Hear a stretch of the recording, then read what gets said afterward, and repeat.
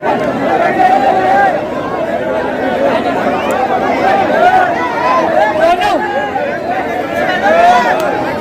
4 मित्रों से मैं हमारे दबंग युवा रहनुमा अब्दुल मालिक साहब को अपने ख्यालात के इजहार के लिए दावत दूंगा। और ये मैसेज जो है दोस्तों, हर ईमान वाले के लिए एक मैसेज है। ये 4 मित्रा हर ईमान वाले के लिए एक मैसेज है, जरा ध्यान से सुनना और जोरदार तालियों और सीटियों के साथ अब्दुल मालिक का इस्तेमाल होना चाहिए। ये सुनने भाई, न मुस्लिम की तरह तुम जिंदगी से हार कर मरना, न मुस्लिम की तरह तुम जिंदगी से हार कर मरना। अरे ईमान वालों, जुल्म को ललकार कर मरना। कभी जब भेड़ियों का झुंड तुमको घेर ही ले ले, कभी जब भेड़ियों का झुंड तुमको घेर ही ले ले, अगर मरना पड़े तो 4-6 को मार कर मरना।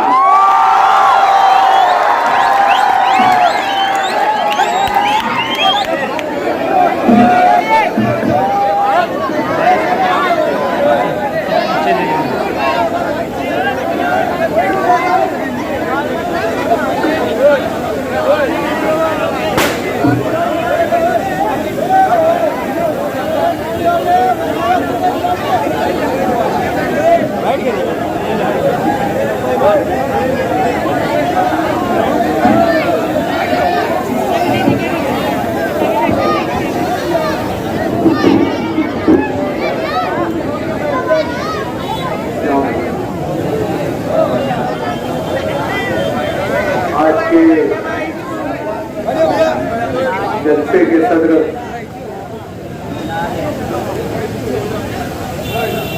मेरे खानवाले से मोहब्बत रखने वाले स्टेज पे तशरीफ फरमा और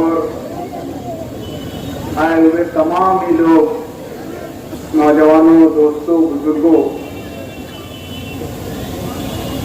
मैं सबसे पहले अल्लाह रब्बुल इज्जत का शुक्रगुजार हूं कि जिसने आज मुझे आप लोगों के बीच में हाजिर हुआ। मैं शहर के उन तमाम लोगों का शुक्रगुजार हूं जिन्होंने मुझ गुनहगार के लिए दुआएं की, रोजे रखे, नमाजें अदा की।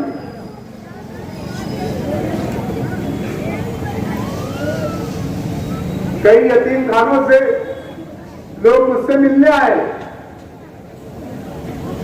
और कि तुमसे मिलने का सिर्फ मकसद ये था, अयादत तो थी,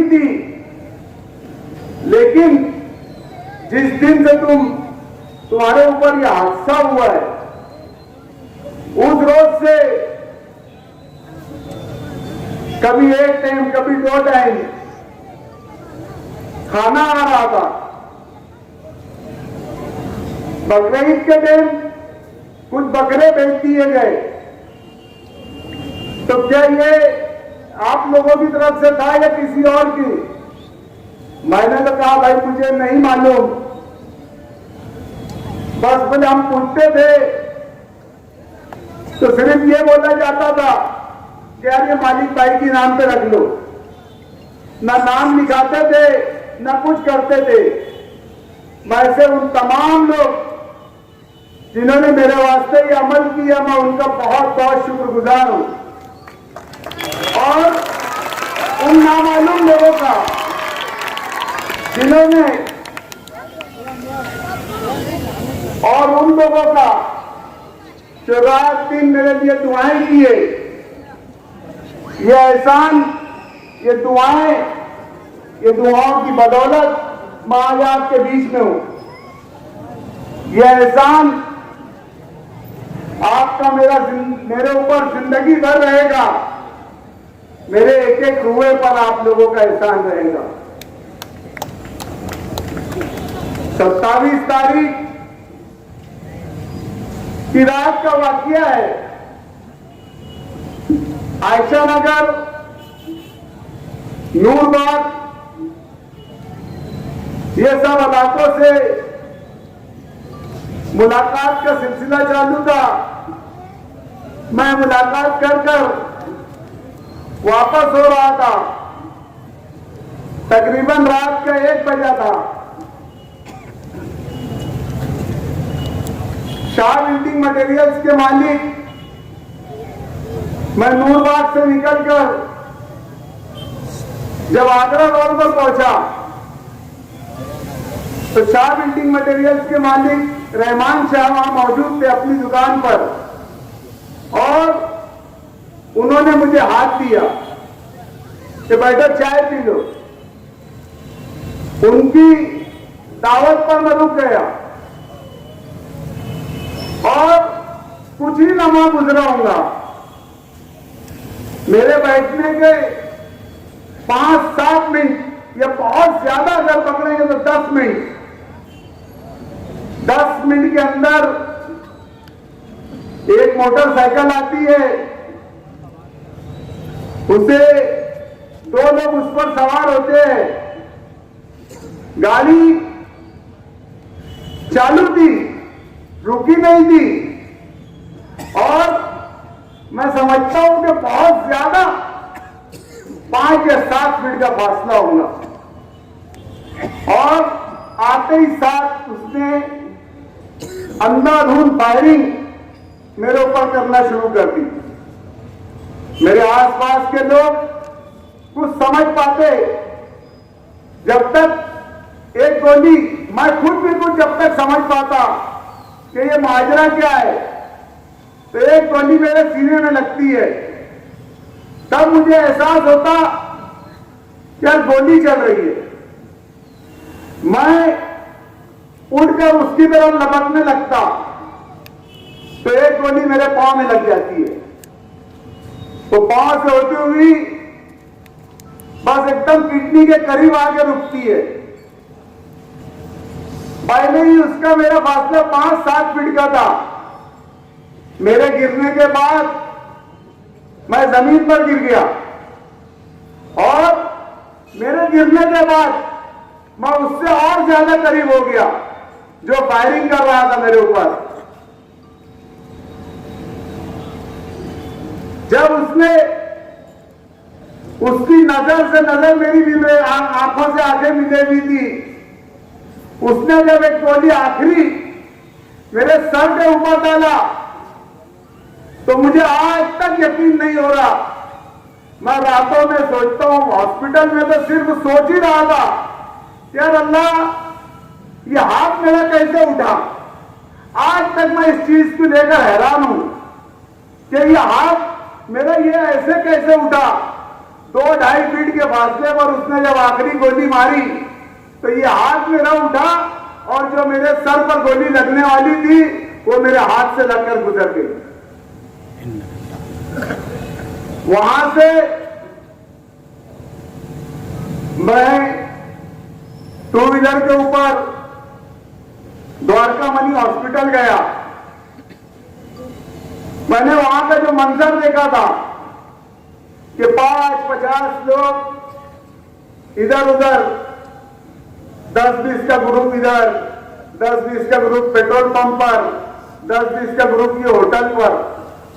इनका ये प्रोग्राम था कि इसको गोली मारेंगे, इसके साथ के जो लोग हैं वो भागेंगे, तो बाकी लोग हम तलवारों से और बाकी हथियारों से इसके ऊपर हमला करेंगे। लेकिन जिसको बोलते ना अल्लाह रखे उसे कौन चके, ये मारने वाले से बचाने वाला बड़ा था। मैं जिस वक्त उठा और उठ के 2 व्हीलर पर बैठा, 2 व्हीलर के ऊपर जब बैठने के बाद मैंने सबसे पहले कलमा पढ़ा, क्योंकि ये जो गोली थी टांग की गोली तो मेरी टांग लटक चुकी थी, लेकिन ये जो दिल के पास की गोली थी, इसका मुझे एहसास हो गया था कि दुनियावी एतबार से शायद अब्दुल मालिक तेरा बुलाना आ गया है। कसम परवरदिगार की, मैंने अल्लाह रब्बुल इज्जत की तरफ, आसमान की तरफ सर उठाया और अल्लाह से सिर्फ एक दुआ किया कि अल्लाह आपकी मर्जी है तो मैं भी राजी आपके पास आने के लिए। बस मुझ बदनसीब के तमाम गुनाहों को माफ कर, और वहां से लेकर हॉस्पिटल तक मैं जब भी पहली मर्तबा हज के लिए गया था तो खाने काबा के ऊपर जब मेरी पहली नजर पड़ी थी तो मैंने सबसे पहली दुआ यही मांगा था कि अल्लाह मौत इज्जत वाली देना और मेरी कौम मिल्लत के लिए शहीद होने वाली मौत देना। मैंने अल्लाह बेहतर जानता, मैंने कोई दूसरी दुआ नहीं मांगी थी। और ईमान पर खात्मा करना मेरे रब ने वो सुना। मैंने जो कलमात पे रास्ते पर पढ़ता गया, मैं ये बता नहीं सकता कि यहां किसी को कोई ऐसा शख्स होगा तजुर्बेकार जिसको गोली लगी होगी, लेकिन उसका जो दर्द था, एक गरम सलाई होती है ना, लाल कर दी जाती है जिसे लाल, ऐसा लग रहा था किसी ने जो दिल के पास घुसा दिया है। इतनी जलन और इतनी तकलीफ थी, लेकिन मैंने जैसे ही ये दुआ मांगी कि अल्लाह आप जिसमें राजी मैं उसमें राजी, यकीन मानो वो दर्द ऐसा हुआ जैसे कहां गया पता ही नहीं चला। और फिर मैंने देखा कि मेरे अपने लोग बड़े घबराए हुए हैं, टेंशन में है। मेरे बच्चे, मेरे भाई, मेरे भतीजे, मेरे भांजे, मेरे शहर के लोग। तो अल्लाह ने मुझे हिम्मत दी और मैंने उनसे ये कहा कि अल्लाह बहुत बड़ा है, आप फिक्र मत करो। ये सिर्फ उस वक्त ये हिम्मत देने का, इतनी तकलीफ में हिम्मत देने का मकसद सिर्फ ये था कि जो लोगों ने ये हरकत की है, कहीं मेरे शहर के नौजवान गुस्से में आकर कुछ गलत कदम ना उठा ले। तो मैंने बजाय उनको ये जाहिर किया कि अल्हम्दुलिल्लाह मैं बहुत अच्छा हूं। वहां से मुझे सिटी स्कीम के लिए लेके गया, फिर अचानक क्या डिसीजन हुआ, फैसला हुआ, गोली मेरी कहां थी, क्या थी, वो तो मुझे नहीं बताया जा रहा था। नासिक लेके चले गए मुझे। नासिक के अंदर दूसरे दिन जब मेरा ऑपरेशन शुरू था, ऑपरेशन के बाद ऑपरेशन वगैरह कामयाब हो गया। अभी गोलियां निकली भी नहीं थी मेरे सीने से, मेरे जिस्म से गोलियां निकली भी नहीं थी। और शहर के एक जिम्मेदार ऑफिसर अनिकेत भारती साहब, उन्होंने पूरे केस को हल करके बता दिया पब्लिक आवाम के सामने कि केस क्या था। बैठे 2 आरोपी को पकड़े, जिसमें से एक बोगस आरोपी था और एक ओरिजिनल आरोपी था, और यही 2 आरोपी के ऊपर लाकर मामला खत्म कर दिया कि बस ये 2 आरोपी है, यही जमीन का कारोबार था, यही सब कुछ था। तो उस वक्त मेरे जहन में एक चीज आई कि जब एम्बुलेंस में मैं बैठा था तो अनिकेत भारती साहब मेरे पास आए, तो उससे मुसाफा किए और मुझे बोलने लगे कि हिम्मत रखो, कोई बात नहीं। लेकिन उनका ये बयान सुनकर अफसोस हुआ कि कातिल से मोहब्बत भी, मकतूल से हमदर्दी भी, कातिल से मोहब्बत भी और मकतूल से हमदर्दी भी। मोहब्बत का रजा किससे पाओगे? उनका ये रवैया मुझे पसंद नहीं आया। डिपार्टमेंट ने जो हरकत की, उनका ये पूरा प्लान था कि ये 2 लोगों के ऊपर केस खत्म किया जाए। बाद में हमारे एमएलए साहब मुफ्ती मोहम्मद इस्माइल साहब ने आवाज बुलंद की और पुलिस पे प्रेशर बना कि कार्रवाई सब सही सिद्ध होना चाहिए। हमारे लीडर असदुद्दीन अवैसी साहब और शहर के तमाम जिम्मेदारान एजाज बेग साहब, यूसुफ इलियास साहब और तमाम शहर के बहुत सारे जिम्मेदारान ने जब ये चीज पुलिस के सामने रखी तो पुलिस की कार्रवाई सही सिमत आना शुरू हुई। मुफ्ती साहब ने ऐवान के अंदर आवाज उठाई, अच्छी बात है। मुफ्ती साहब आपका बहुत बहुत शुक्रगुजार हूं मैं भी कि आपने ऐवान में आवाज उठाई, लेकिन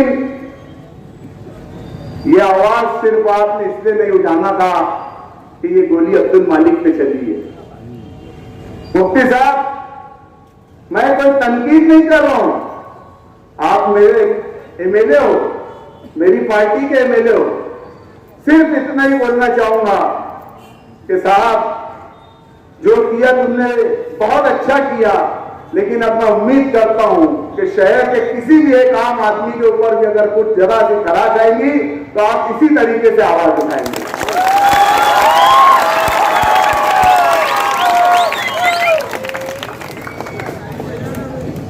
शहर जैसे कि मैंने बताया कि अनिकेत भारती साहब ने पूरी जांच का रुख ही बदल दिया।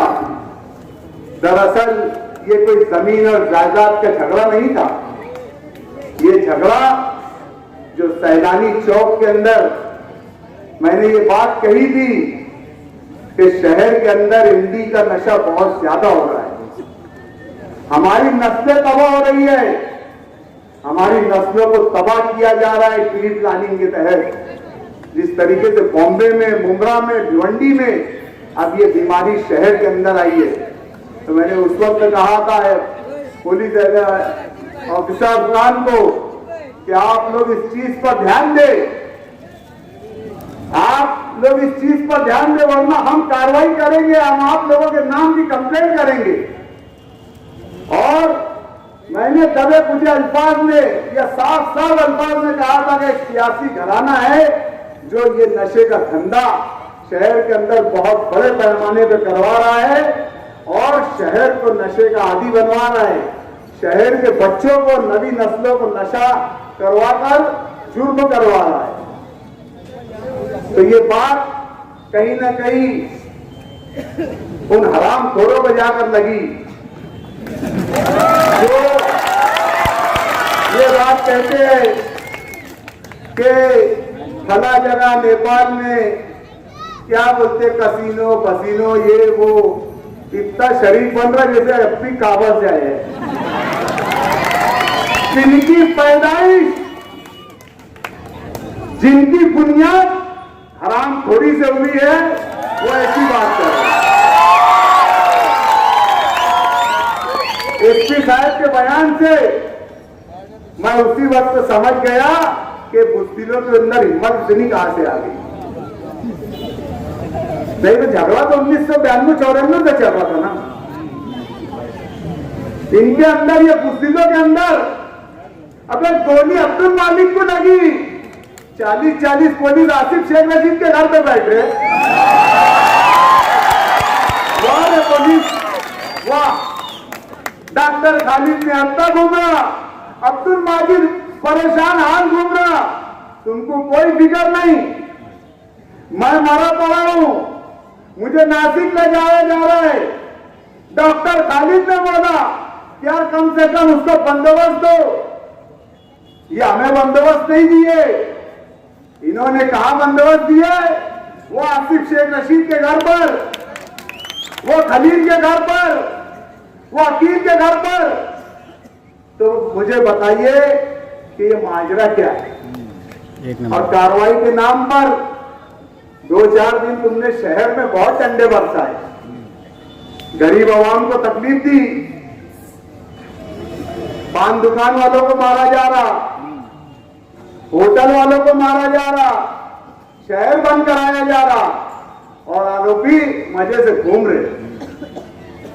अरे तुमने तो इतने खबरी फैलाने की तो जरूरत ही नहीं थी। एक ही खबरी मिल गया गांव में, तो इतना बड़ा खबरी तुमको मिल गया। वो बोलता है कि पुलिस से पहले मुझे सब मालूम पड़ता है, यानी इसका मतलब अल्ताफ टकला का मर्डर भी तुझे मालूम है। इसका मतलब आरिफ कुरैशी का मर्डर भी तुझे मालूम है। इसका मतलब सिराज भैवा का मर्डर भी तुझे मालूम है। इसका मतलब शफीक एंटी करप्शन पे हमला करने वाले भी तुझे मालूम है। इसका मतलब रिजवान सर पर हमला करने वाले भी तुझे मालूम है। इसका मतलब इसराइल इस्सू पे हमला करने वाले भी तुझे मालूम है। इसका मतलब एजाज बेग पर हमला करने वाले भी तुझे मालूम है। इसका मतलब शहर में कहां गांजा बिक रहा, कहां पाउडर बिक रहा, कहां एमडी बिक रही, कहां चरस बिक रहा, कहां जुआ चल रहा, कहां सत्ता चल रहा, ये सब तुझे मालूम है। और यही तो मालूम रहता। तुझे इतनी अंदर की रिपोर्ट है तो सारे शहर का 2 नंबर के धंधे चला रहे, तुम क्या समझ रहे? ये 2-3 मूंगफली के दाने मेरी जिस्म में डाल के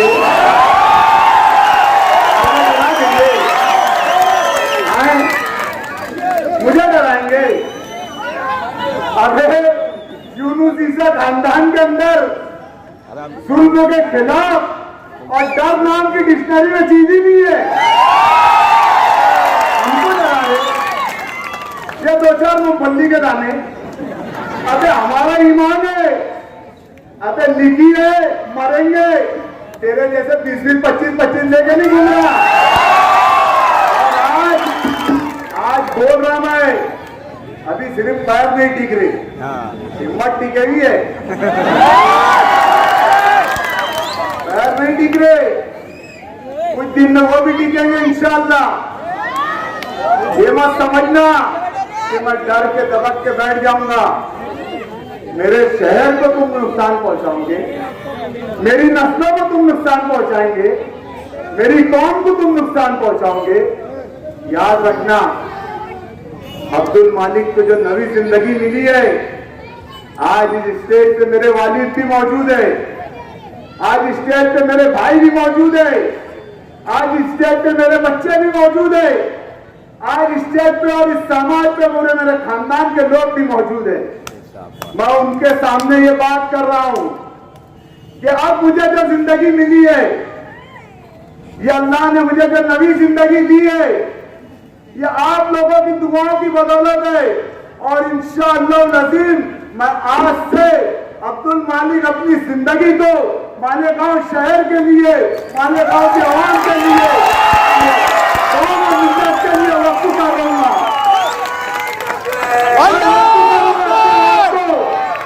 मैं घर से नहीं निकलूंगा। मैं इस नशे के खिलाफ, इस बुराई के खिलाफ आज मैं कोई सियासी तकरीर नहीं कर रहा हूं। मुझे सिर्फ और मेरे शहर का मुस्तकबिल बचाना है। कौन लड़ेगा लड़ाई? अरे हम लड़ेंगे लड़ाई, हम लड़ेंगे लड़ाई, नशे के खिलाफ लड़ेंगे, गुंडागर्दी के खिलाफ लड़ेंगे, बंदूक के खिलाफ लड़ेंगे। सीने हाजिर है, अरे गोली चलाओ, कितनी चलाएंगे, कितने मालिक मारेंगे, कितने मालिक मारेंगे? हर घर से मालिक निकलेगा इंशाअल्लाह। लेकिन तुम्हारी दादागिरी, तुम्हारा नशा तो बर्दाश्त नहीं करेंगे। मेरे शहर के सरपरस्तों से भी गुजारिश है कि अपने बच्चों पर ध्यान दो, खास तौर से जो स्कूल पढ़ रहे हैं। हर स्कूल के आसपास एमडी पाउडर बिक रहा है, हर स्कूल के। कोई अगर ये सोचता होगा कि मेरा बच्चा अभी तो 14 ही साल का है, मेरा बच्चा तो अभी 13 ही साल का है, लेकिन नहीं, इन हरामखोरों ने प्लानिंग के साथ हमारी नस्लों के अंदर नशा घोल दिया है। मैं कोई सियासी तकरीर नहीं कर रहा हूं, मैं यहां से ये पैगाम देना चाहता हूं कि सारे इख्तिलाफात भूल कर उठो। न तकनी, न मोमिन, न अंसारी, न शिया, न सुन्नी, न देवबंदी, हमें इस मिल्लत के लिए लड़ना है। कोई लड़े या ना लड़े, मैं हर हाल में ये लड़ाई लड़ूंगा। शहर के सरपंच अपने बच्चों पर ध्यान दे। ये पहले उन्हें फुकट में देकर आदत लगा रहे हैं, फिर वही बच्चे घर में चोरी कर रहे हैं, फिर वही बच्चे साइकिलें चुरा रहे हैं, फिर वही बच्चे मोटरसाइकिल चुरा रहे हैं। इन लोगों ने एक प्लानिंग के तहत पक्के इलाकों को छोड़ो, कच्चे इलाकों में भी टारगेट किया है। और हमारी डिपार्टमेंट तो इतनी भारी है कि पान की दुकान पे से एक नीमन की पूरी खरीदने वाले को पकड़ लेते और शहर में ना इमली मिल रहा है इनको, ना गांजा मिल रहा। हमारे पुलिस दोरा रुख बहुत अच्छे। नदी के उस पार मुझे एक जगह बताओ कि जहां एमडी बिक रही है। यही डिपार्टमेंट है ना, यही एसपी है, यही एडिशनल एसपी है, यही डिप्टी है, यही पीआई है कि बाहर के है। नदी के उस पार एक जगह नहीं है जहां एमडी बिक रही है। आगे खोलो। और मैं बेचने वालों को भी ये बात कहूंगा कि ये धंधा बंबई डोगरी से शुरू हुआ था, पठानवाड़ी से, लेकिन ये धंधा उन लोगों ने क्यों बंद कर दिया पता है? ये बेचने वाले सुनो खान से कि आखिर में उनकी बच्चे नशा करने लगे थे। और इस शहर के अंदर जब गर्दा बिकता था तो ये डिपार्टमेंट के लोग जब पैसा लेते थे ना, तो ऐसे कुछ अधिकारी थे जिन्होंने छूट दे के रखे, ऐसे कुछ पुलिस वाले थे। मैं उनको भी ये नसीहत करना चाहता हूं कि तुम ये इस धंधे से बचो, नहीं तो किसी का बच्चा, किसी ऑफिसर का बच्चा एक्सीडेंट में मर गया, जवान बच्चा एक्सीडेंट में मर गया, फांसी ले लिया, जो बोएंगे ना वही काटेंगे। कि डिपार्टमेंट वालों को भी मेरी नसीहत है कि पैसा ले ना तो थोड़ा सोच समझ के लो, नहीं तो ये चीज तुम्हारी नस्लों में भी आने वाली है। तुम ये मत समझो कि आज हम पैसा लेके निकल जाएंगे, 2-4 साल नौकरी करके निकल जाएंगे, ये मत सोचना। वक्त कम है और बहुत कुछ बोलना था, पर शहर से यही मेरी गुजारिश है कि मैं पहले जितना निकलता था इंशाअल्लाह अज़ीम उससे 10 पर ज्यादा बाहर निकलूंगा, सिर्फ कौमों मिल्लत के लिए। मैं हसीब जालिब के इस अशार के साथ बैठो 2 मिनट बैठो भाई लोग, अभी बाकी है, टाइम हो गया। हसीब जालिब के इन मिसरों के साथ अपनी तकरीर को खत्म करता हूं कि मैं बागी हूं, मैं बागी हूं, जो चाहे मुझ पर जुल्म करो। वो जिनके होठ की जंबिश से, वो जिनकी होठ की लर्जिश से कानून बदलते रहते हैं और मुजरिम पलते रहते हैं, इन चोरों के सरदारों से,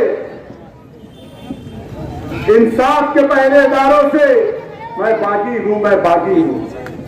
मेरे हाथ में हक का झंडा है, मेरे हाथ में हक का झंडा है, मेरे सर पे जुल्म का फंदा है।